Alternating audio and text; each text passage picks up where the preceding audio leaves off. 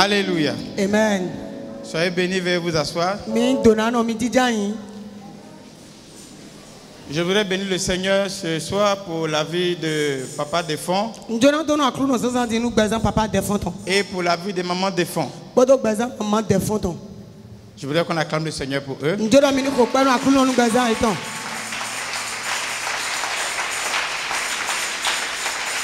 Bénis également le Seigneur pour la vie de mon oncle, c'est tonton Rocher. Papa Rocher, tonton Roger. Tonton Rocher. Tonton Rocher. C'est mon oncle au Bénin ici.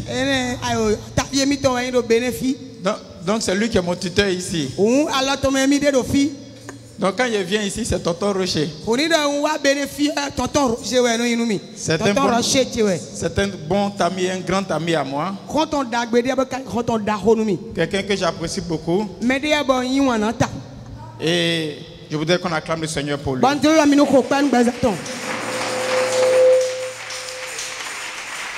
Et comme depuis dimanche, je suis venu ici avec la plus belle femme de Côte d'Ivoire. Voilà. Je voudrais qu'on acclame le Seigneur pour elle. Alléluia. Amen. Donc nous sommes toujours dans notre thème. Les fils, l'âme secrète des pères. Et aujourd'hui nous allons faire un virage à 180 degrés. Parce qu'aujourd'hui dans ce thème, nous allons parler d'une fille qui a fait office de fils.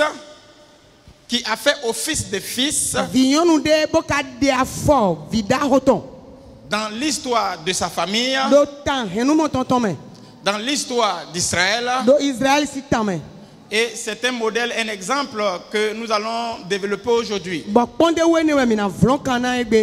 Je l'ai dit que la femme est la version améliorée de l'homme. Amen.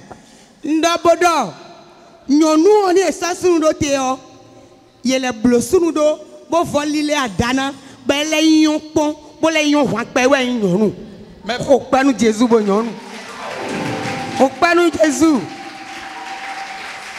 là, quand tu expliques ça, là, tu parles avec beaucoup de trucs, hein?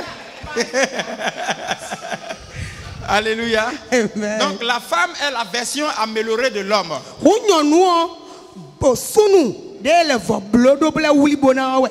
Pourquoi? Parce que la femme n'a pas été tirée de la poussière contrairement à l'homme. Mais la femme a été extraite de l'homme. Donc quand vous voyez un peu dans la Bible, souvent ce que l'homme fait, la femme fait mieux que l'homme. Le plus grand homme qui a fait mieux que la femme,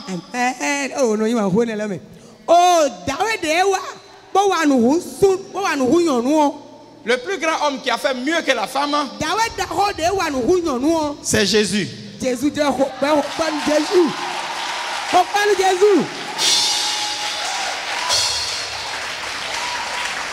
Alléluia. Amen. Donc à travers cette fille que nous allons voir aujourd'hui, vous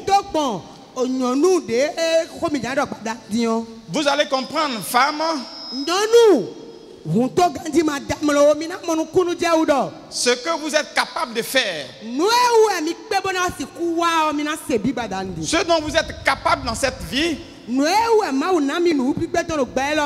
Et cela va vous montrer combien est-ce que vous valez plus que ce que vous voyez de vous-même.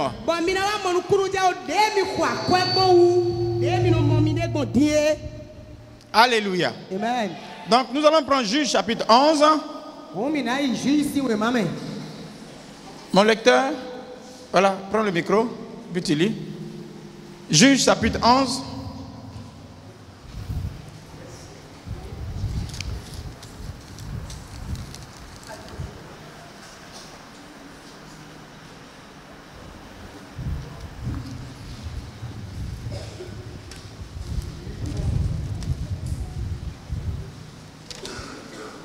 Normalement, on doit lire tout le chapitre, mais Nous allons lire à partir du verset 12. Bon, on va lire d'abord le verset 1 un peu quand même. Lis jusqu'à ce que je te dise stop et puis on va sauter. Juge 11 au verset 1, il est écrit. Jephthé le Galadite était un vaillant héros. Jephthé le Galadite était un vaillant héros.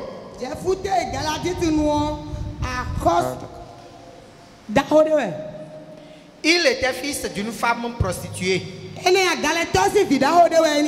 Et c'est Galad qui avait engendré Jephthé. Donc l'histoire là commence par un homme. L'histoire commence par un homme qui s'appelle Jephthé. Et la Bible nous précise que il était un vaillant héros. Vaillant héros veut dire que c'était quelqu'un qui était fort et qui remportait toutes les batailles dans lesquelles il s'engageait. Il ne sortait jamais dans la défaite. Il rentrait et il sortait toujours avec la victoire. Donc si la Bible dit qu'il était vaillant héros, c'est compte tenu de ce qu'il a déjà fait et accompli. C'était un homme qui avait accompli des exploits. C'est pourquoi la Bible commence par dire qu'il était un vaillant héros. Et une autre chose que la Bible nous dit de cet homme, c'est qu'il était le fils d'une femme prostituée.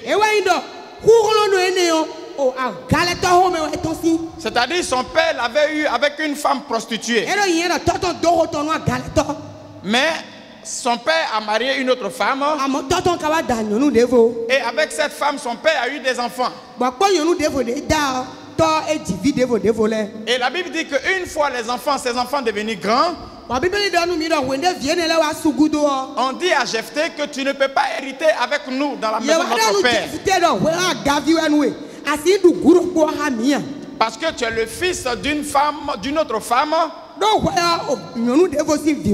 Et ils ont même précisé tu es le fils d'une femme prostituée. Je veux dire à quelqu'un, peu importe les conditions dans lesquelles tu es né, le fait que tu sois déjà là, Dieu a un plan avec toi. Alléluia. Amen. Parce que si Dieu voulait regarder un certain nombre de choses, moi je ne serais pas arrêté ici devant vous. Amen. Amen. Donc Jephthé, quand bien même que c'était un homme fort, quand bien même que c'était un vaillant héros, la Bible nous dit qu'il ne va pas faire palabre avec ses frères.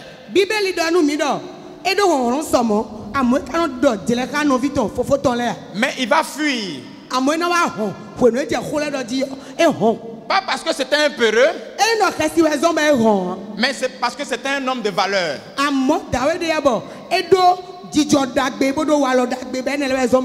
Donc on peut être fils d'une femme prostituée et avoir des valeurs. Amen. Hein? Amen. On peut être fils d'une femme pauvre et avoir des valeurs.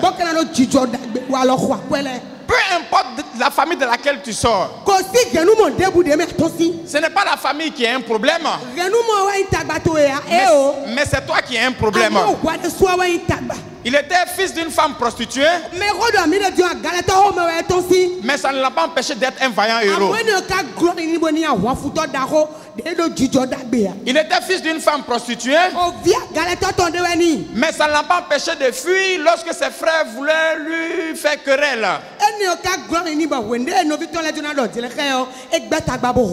Parce qu'il était un homme de valeur, il ne peut pas prendre sa force pour combattre ses frères. frères. Il ne peut pas prendre sa force pour détruire ses frères. Donc il préfère partir et laisser ses frères en vie.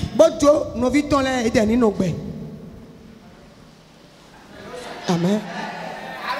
Amen. Amen. Donc Jephthé est parti. Et la Bible nous dit que quelques temps après, il y a un autre peuple qui est venu faire la guerre à Israël. Et quand ils sont venus faire la guerre à Israël, Israël était en difficulté. Israël était en difficulté avec qui? Avec les frères de Jephthé qui étaient en Israël. Eux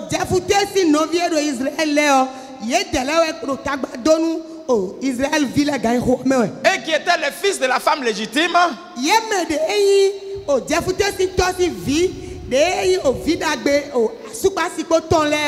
qui n'étaient pas les fils d'une femme prostituée. Ils étaient là. Et il y avait un problème dans le pays. Et ils ne pouvaient pas régler cela. Alléluia. Amen. Et la Bible dit, les anciens d'Israël, ils vont aller chercher Jephthé. Le pays où il allait se réfugier là-bas, qu'on appelle le pays de Tob, ils vont aller le chercher là-bas. Ils ont laissé les enfants légitimes. Ils ont laissé tous ceux qui sont parfaits.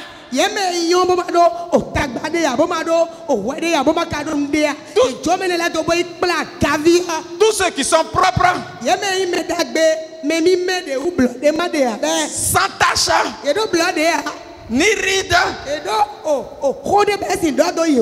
Et ils sont allés chercher Jephthé, le fils de la femme prostituée. Pourquoi? Parce que c'était un vaillant héros. Chose bizarre, lorsque les frères de Jephthé le chassaient, les anciens d'Israël n'ont rien fait.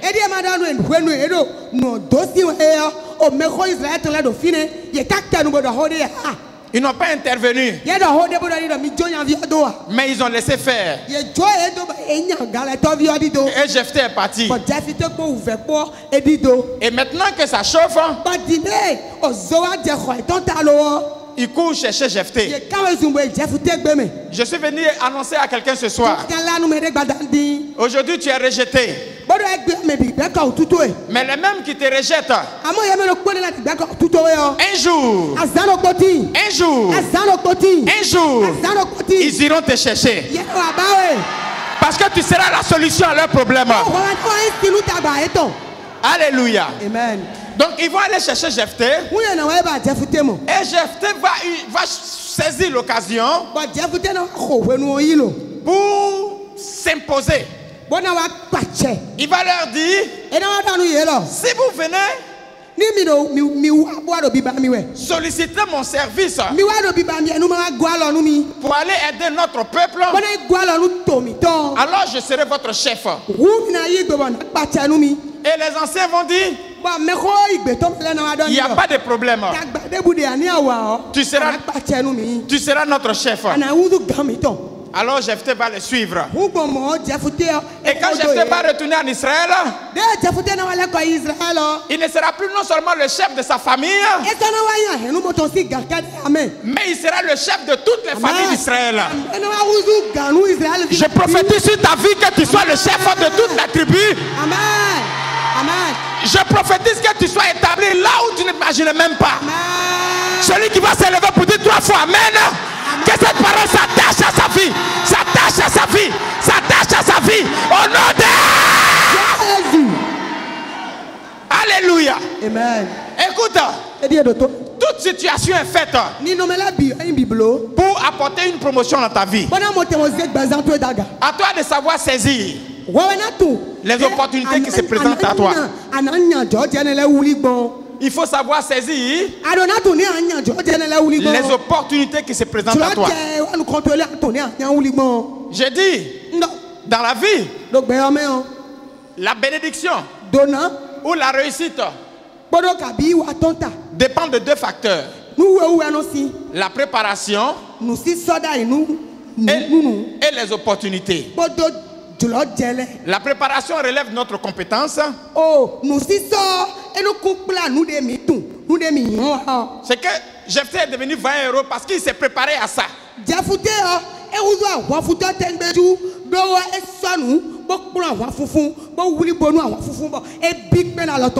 Tu ne deviens pas par hasard dans ta vie ce que tu es ou ce que tu seras demain. C'est parce que tu t'es préparé à ça. Et la préparation relève notre compétence.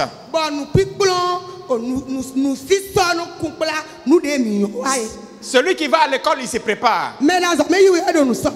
La jeune fille qui est à la maison dans la cuisine avec sa mère se prépare. Le jeune homme qui apprend un métier est en train de se préparer. Et plus tard, quand il va acquérir la connaissance, il aura fini sa part. Et vient maintenant le temps de Dieu qui met maintenant devant nous les opportunités.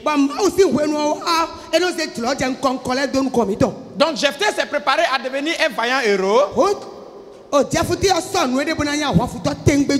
Il a fait ses preuves. Et quand le temps est arrivé, Dieu va mettre des opportunités devant lui maintenant. Et quand Dieu met les opportunités devant lui, il saisit ces opportunités. Il dit, si on va, je serai votre chef. Ils sont coincés. Ils n'ont pas le choix. Alors ils disent oui. Alors Jephthé devient le chef de tout Israël.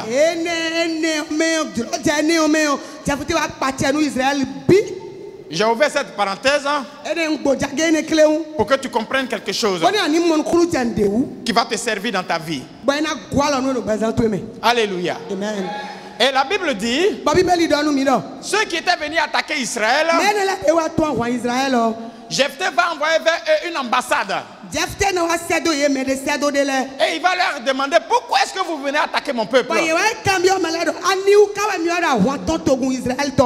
ils vont raconter des histoires qui se sont passées dans le passé.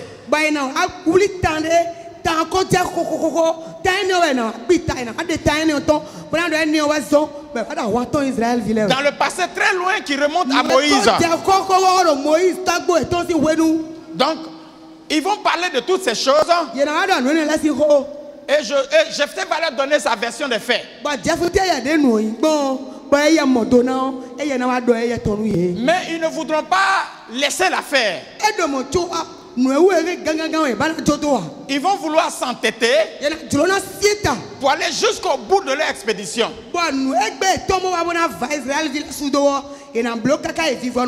C'est là que commence maintenant une histoire merveilleuse.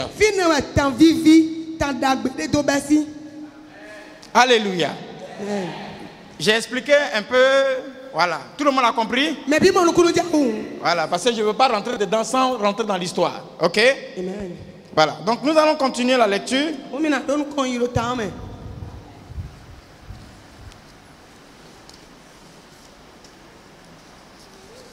Excusez-moi, hein. Le truc là.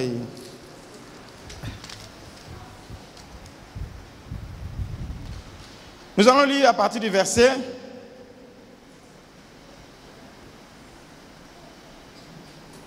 À partir du verset 29. Juge 11, verset 29. Il a écrit. L'esprit de l'Éternel fut sur Jephthé. D'accord, vas-y.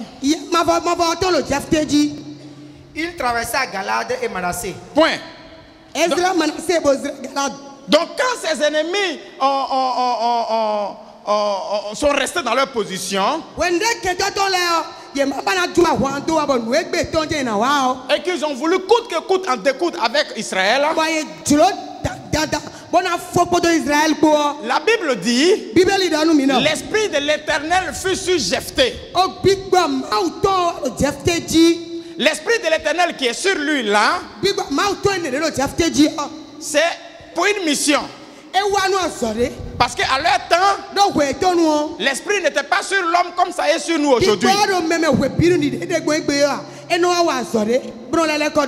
L'esprit venait sur un individu pour qu'il accomplisse une mission bien déterminée. Donc quand l'esprit vient sur toi, c'est comme Dieu est venu sur toi. Et donc ta personne n'existe plus, mais c'est Dieu lui-même qui est présent. Et la Bible dit quoi? Il traversa Galade et Manassé. Quand l'esprit est venu sur lui, il a traversé Galade et Manassé. Ensuite, il passa à Mispé et de Galade. Il passa à Mispé de Galade.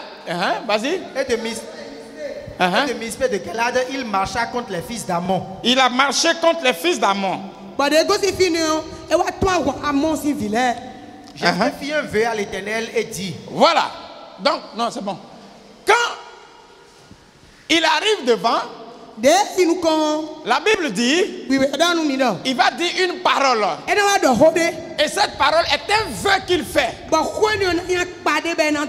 L'esprit est déjà sur lui, mais il a ajouté une parole encore.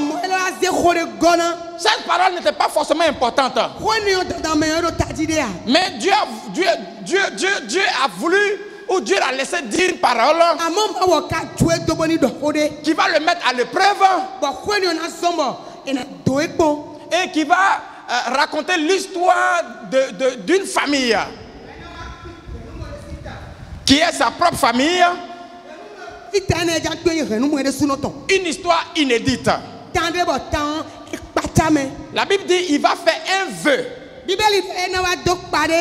dans le vœu qu'il va faire, il va dire ceci: si tu livres entre mes mains les fils d'Amon, je m'en vais à la guerre. Si tu livres entre mes mains les fils d'Amon, lis. Quiconque sortira des portes de ma maison au devant de moi, quiconque sortira des portes de ma maison au devant de moi, à mon heureux retour de chez les fils d'Amon, il sera consacré à l'Éternel et je l'offrirai en holocauste.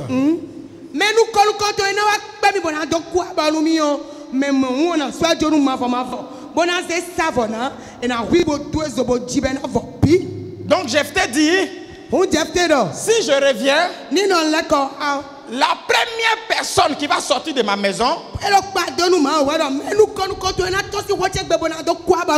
pour venir me faire atout, je vais te consacrer cette personne. La consécration de Jephthé,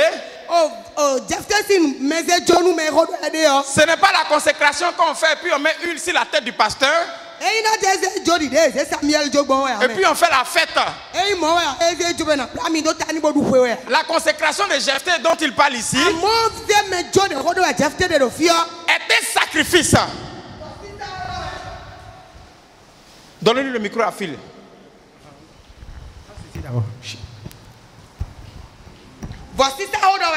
Est un sacrifice.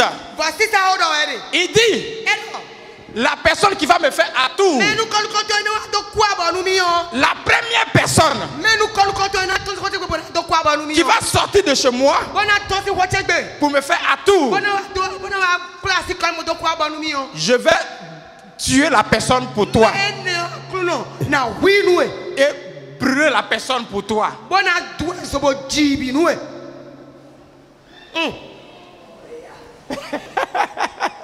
Non, la vieille me plaît, dit, oh ya.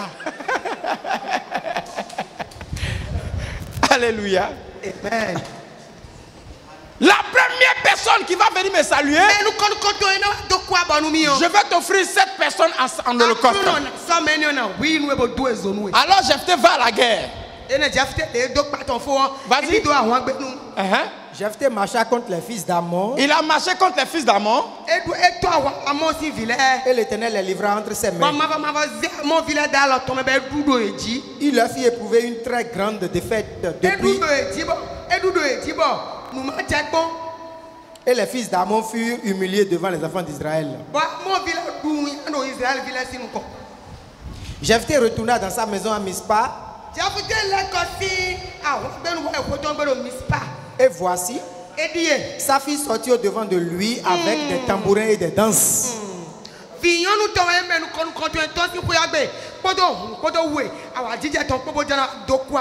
C'était son unique enfant. Il n'avait point de fils et point d'autres filles.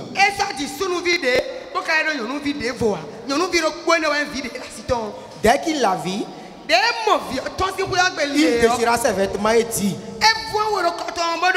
Ah, ma fille, tu me jettes dans l'abattement.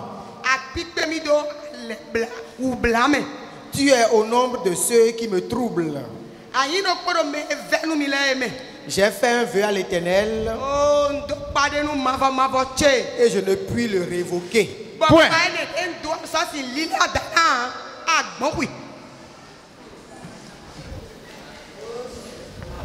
Ah, les femmes sont en train de... Il a gagné la guerre. Dieu lui a donné la victoire. Il n'avait pas besoin de faire de vœux pour gagner. Parce que l'Esprit de Dieu était déjà sur lui. Mais Dieu l'a laissé faire un vœu dont on va voir les bénéfices plus tard. Mais pour l'instant, il a gagné la bataille. Et il est en train de revenir de la bataille. Il revient victorieux. Mets le tam-tam, mets le tam-tam, mets le tam-tam. Voilà, il faut jouer comme tu vois là. Jephthé est en train de revenir. Il a gagné. Viens, viens me faire tout. Viens. C'est sa fille unique.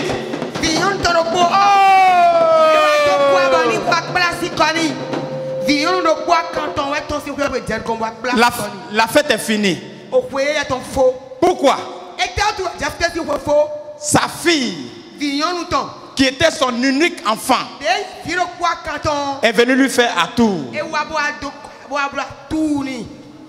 Oh, Jephthé a fait un vœu. Et dans son vœu, il a dit qu'il va livrer en holocauste la première personne qui sort de sa maison pour venir le saluer. Va t'asseoir.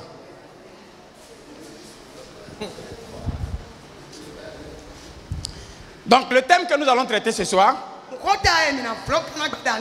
la fille de Jephthé.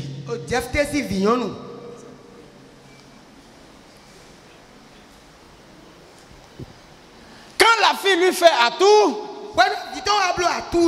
il est abattu. Parce qu'il a gagné la guerre, mais il va perdre quelqu'un de très important dans sa vie.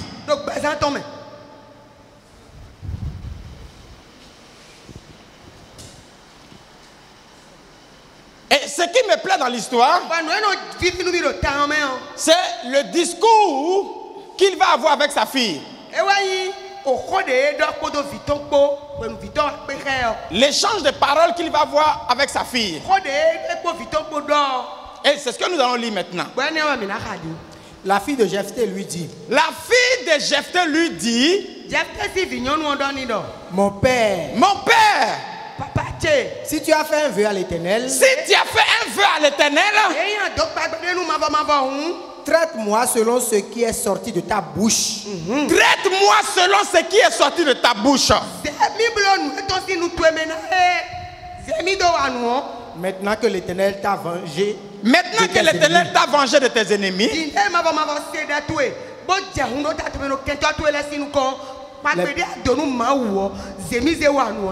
Tes ennemis, des fils d'Amon. Des fils d'Amon, hein? Et elle dit à son père. Et elle dit à son père. Que ceci me soit accordé. Que ceci me soit accordé. Quand il finit, je parle, puis tu parles. Que ceci me soit accordé. Laisse-moi libre pendant 2 mois. Laisse-moi libre pendant 2 mois.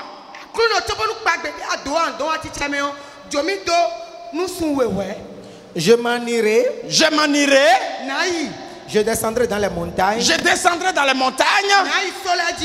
Et je pleurerai ma virginité avec mes compagnes. Et je pleurerai ma virginité avec mes compagnes. Jephthé répondit. Va. Va. Point. Et il la laissa libre pour 2 mois. Et il la laissa libre pour 2 mois. Point. Vas-y. Écoutez. Regardez l'échange qu'il y a entre le père et la fille.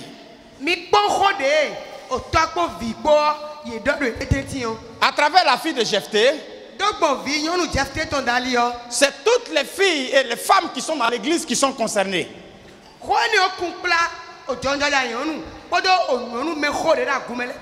C'est toutes les filles et les femmes qui sont dans les familles qui sont concernées.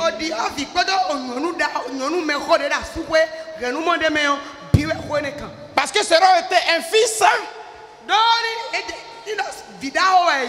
on allait trouver cela normal. Mais cela nous montre et nous démontre combien la femme ou la fille peuvent jouer un rôle important dans la société, dans la vie et dans l'église.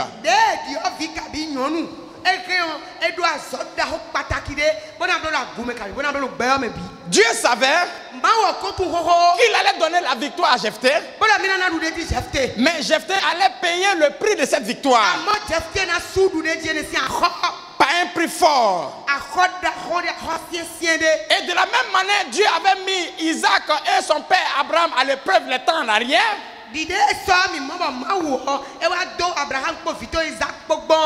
Jephthé et sa fille allaient être éprouvés aussi de cette même façon. Mais à la différence d'Abraham et d'Isaac, Dieu a remplacé Isaac par un bélier.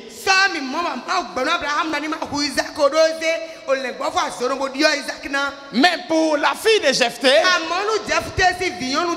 c'est une autre affaire. C'est pourquoi je dis, ce que l'homme fait et ce que la femme fait sont deux choses différentes. Regardez la femme quand elle est à la maison. L'homme va au travail. Il travaille. Quand il vient le soir à la maison, il dit il est fatigué. Comme si pendant qu'il était au travail, sa femme est restée endormie à la maison toute la journée. Elle a entretenu la maison. Elle a pris soin des enfants. Elle a fait la nourriture. Elle a fait tout ce qui est tâches ménagères. Et le soir, quand le mari vient, le travail de la femme ne s'arrête pas. Mais ça continue. Elle doit enlever les chaussures de son mari. Elle doit mettre l'eau chaude dans la douche. Elle doit lui faire la table pour qu'il mange. Elle doit débarrasser la table.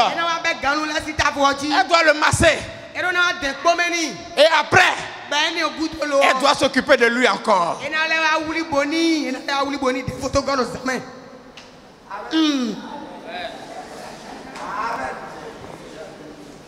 Le travail d'Isaac s'est arrêté. Mais le travail de la fille de Jephthé ne va pas s'arrêter. Elle dit à son père, mon père, si tu as fait un vœu à Dieu, traite-moi selon le vœu que tu as fait à Dieu. Dis, quelle force de caractère. C'est une force de caractère. Et toute femme, toute fille doit avoir cette force de caractère de la fille de Jephthé. Sa vie n'a plus d'importance. Mais ce qui est important là, c'est ce que son père a dit à Dieu. Qu'est-ce que tu as dit à Dieu? Si je fais partie de ce que tu as dit à Dieu, alors ma vie n'a plus d'importance. Traite-moi comme tu as dit à Dieu. Mais seulement, laisse-moi 2 mois. Je vais aller sur les montagnes pour pleurer ma virginité avec mes compagnes. Et la Bible dit, son père Jephthé va la laisser partir. Elle va aller sur les montagnes. Elle va pleurer sa virginité. Pourquoi elle pleure sa virginité? Parce qu'elle aurait bien voulu connaître aussi le plaisir. Mais Dieu ne lui a pas fait grâce. Mais malgré cela, elle respecte le choix de Dieu par rapport à sa vie.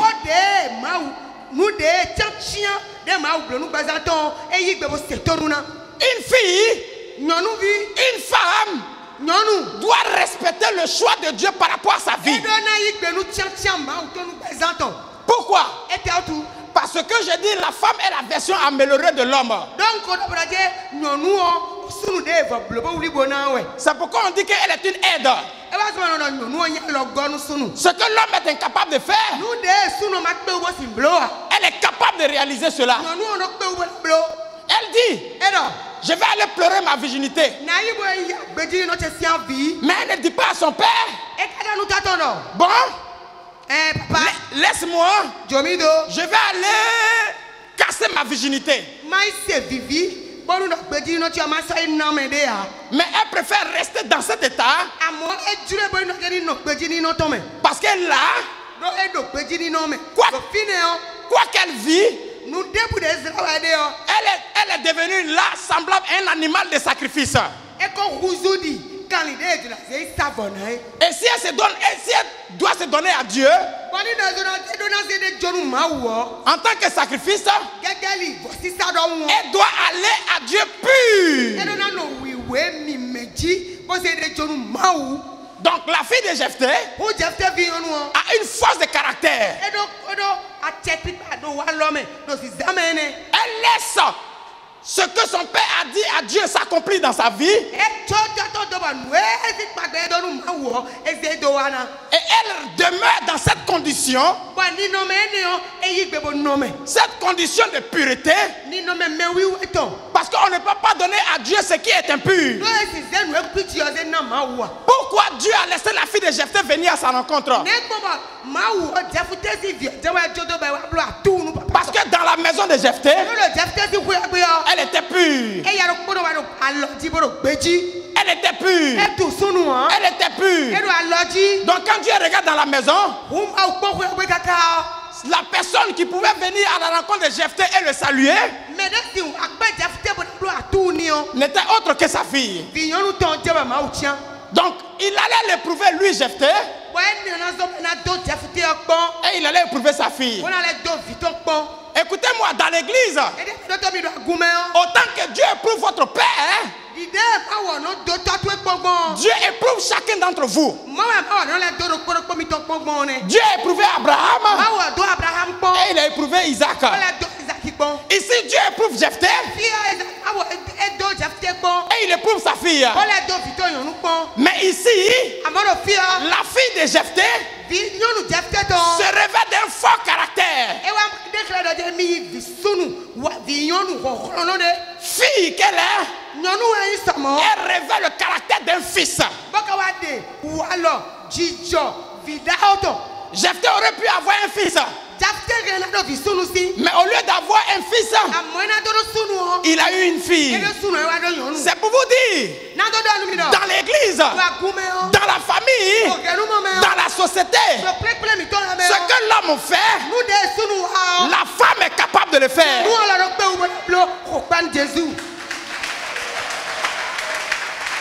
Alléluia. Amen. La femme ne doit jamais se mettre dans une position de personne qui est faible. Elle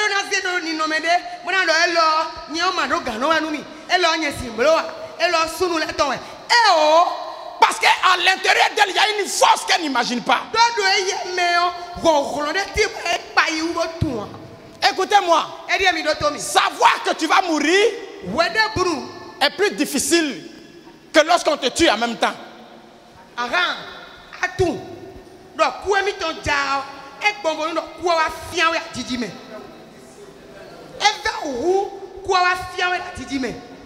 Donc, elle va aller pleurer pendant 2 mois. Et elle sait qu'au bout de 2 mois, sa vie ne va plus exister.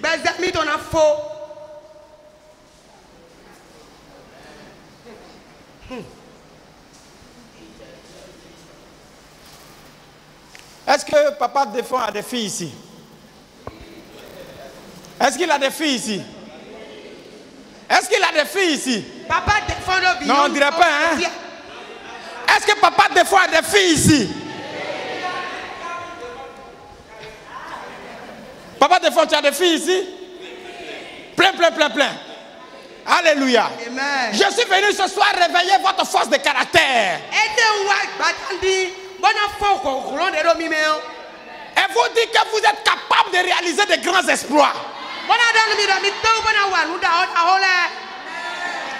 Alléluia. Amen. Elle va pleurer. Et au bout de 2 mois, elle va revenir. Elle aurait pu fuir. Ou elle allait pleurer sur la montagne. Elle aurait pu continuer son voyage. Aller dans un autre royaume. Dans une autre tribu. Loin, très loin. Et se cacher devant la face de son père. Mais elle sait que la crédibilité de son père dépend d'elle.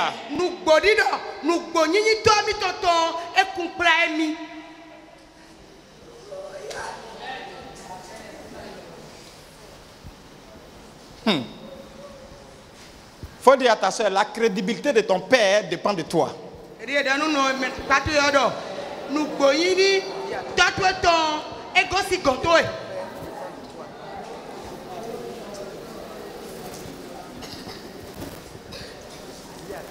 Dans une nation, dans une famille, dans une église, quand les femmes sont debout, quand les filles sont debout, l'église prend une autre dimension.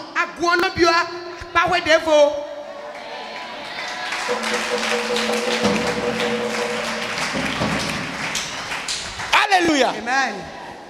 La crédibilité de Jephthé dépend de sa fille.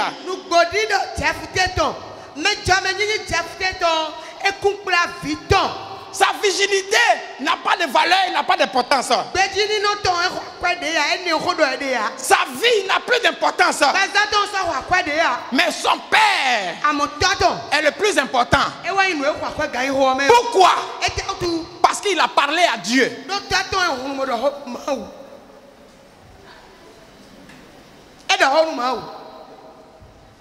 Alors, au bout de 2 mois, elle va faire le chemin de retour. Elle va marcher. Chaque pas de la fille de Jephthé vers son père est une force de caractère manifestée.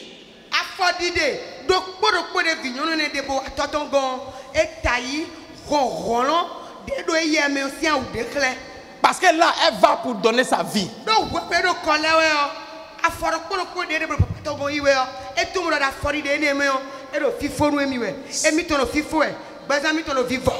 C'est là que la volonté s'engage.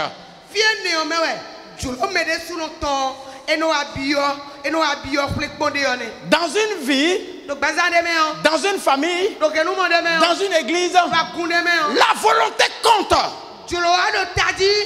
Si vous n'avez pas la volonté, votre église ne va pas réaliser de grands exploits.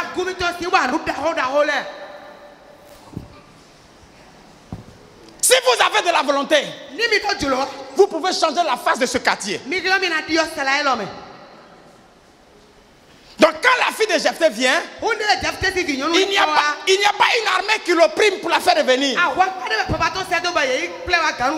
Il n'y a pas de gens qui la tirent pour la ramener. Mais elle revient de son plein gré.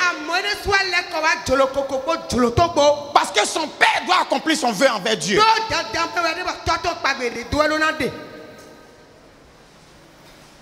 Elle revient pas à pas. Pas à pas. Pas à pas. Elle arrive dans sa ville. Elle rentre dans la maison de son père. Et elle se présente à son père. Elle dit, mon père, me voici. Imaginez-vous un peu. Comment Jephthé voit sa fille? Si ça aurait été moi, j'ai dit, ma fille, quelle fille! Tu es une fille extraordinaire. Tu es une fille exceptionnelle. Une fille de caractère. Tu vaux mieux que 1000 personnes. Parce que tu es une femme de valeur. Tu es une femme de principe. Tu es une femme d'honneur. Parce que tu es parti. Et tu es revenu de ton plein gré. L'église doit être remplie de femmes et de filles de valeur. La jeune fille doit avoir des valeurs. Autant que la mère doit avoir des valeurs. Une église remplie de femmes de valeur est une église qui attire la faveur de Dieu. Est une église qui attire la paix de Dieu. Est une église qui attire la prospérité de Dieu. Parce que c'est des valeurs. Un groupement de femmes de valeur. Elle se présente à son père. J'imagine le regard de Jephthé sur sa fille. C'est un sentiment de tristesse, mais mélangé à un sentiment de fierté.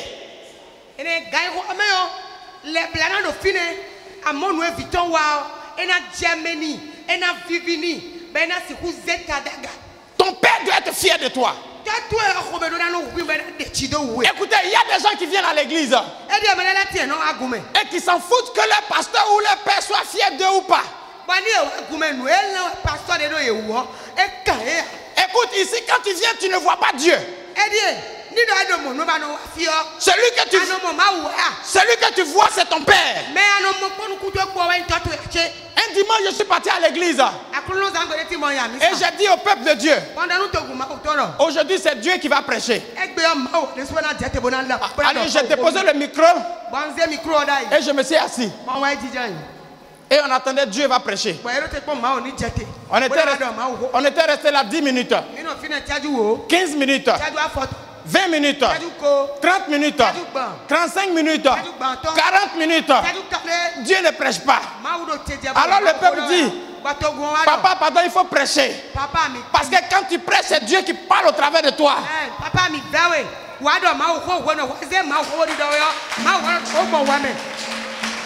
Alléluia. Écoutez-moi bien. Celui qui représente Dieu que tu vois dans ton assemblée, tu dois manifester en toi le désir qu'il soit fier de toi.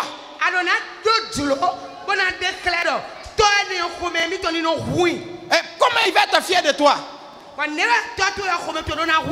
Ce n'est pas en faisant des ragots ou colporter de mauvaises choses. Mais c'est en étant rempli de valeurs. En étant une personne de principe. qui sait honorer l'enseignement de ton père. Et qui sait être un modèle, un exemple dans l'église et dans la société. Quelques années en arrière, j'étais un jeune serviteur. Et je suis allé dans une famille. Il y avait une soeur de l'église qui habitait dans le quartier où on était parti évangéliser. Et on a dit, comme on a soif, on va rentrer chez ses parents, chez elle, pour aller boire un peu d'eau. Et quand on est rentré dans la maison, le papa était assis au salon. Il regardait la télévision. Et on l'a salué, bonjour papa. On veut voir Elodie. Et il a dit, vous c'est qui? J'ai dit, nous sommes ses frères de l'église. Il dit, ah bon, Elodie, elle va à l'église. Ah, mais parce que ce qu'on voit ici, là, c'est pas le comportement de quelqu'un qui est à l'église. Donc, regardez pas son comportement. Elle n'était pas un modèle dans sa famille. Or, selon l'enseignement qu'elle recevait à l'église, elle aurait pu être un modèle dans sa famille. Et par le modèle qu'elle allait être, elle gagnerait certainement certains membres de sa famille. La fille de Jephthé était une fille extraordinaire.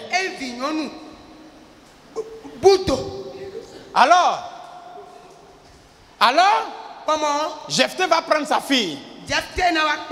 Comme Abraham a pris son fils. Il va la déposer sur l'autel. Pour la fille de Jephthé, Dieu n'a pas envoyé de bélier. Pour la fille de Jephthé, Dieu n'a pas envoyé de bélier. Pour la fille de Jephthé, Dieu n'a pas envoyé de bélier. C'est pourquoi je dis, la femme quand elle est forte, elle est forte. Elle est restée là. Son père a pris le couteau. Son père a mis le couteau sur son cou. Et son père l'a égorgé.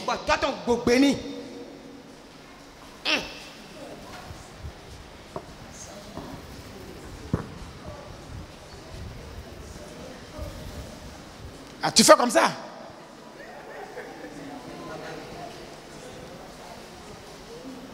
Si la fille de Jephthé est allée jusqu'au bout,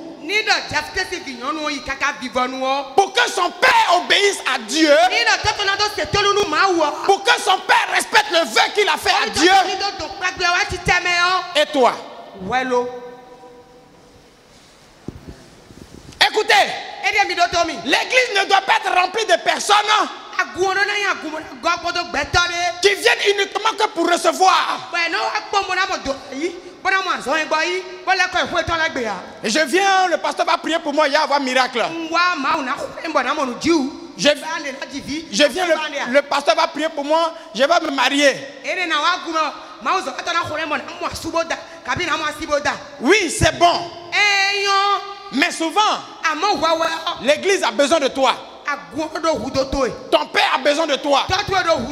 Parce qu'il a quelque chose de Dieu qu'il veut réaliser. Il y a quelque chose de Dieu qu'il veut accomplir. Et il compte sur toi pour pouvoir le réaliser. Parce que l'église, nous la bâtissons pendant que nous sommes là. Mais c'est pour les générations à venir. Dans 100 ans, vous tous, vous ne serez plus ici. Mais il y aura encore ici des enfants de Dieu qui vont venir pour adorer Dieu.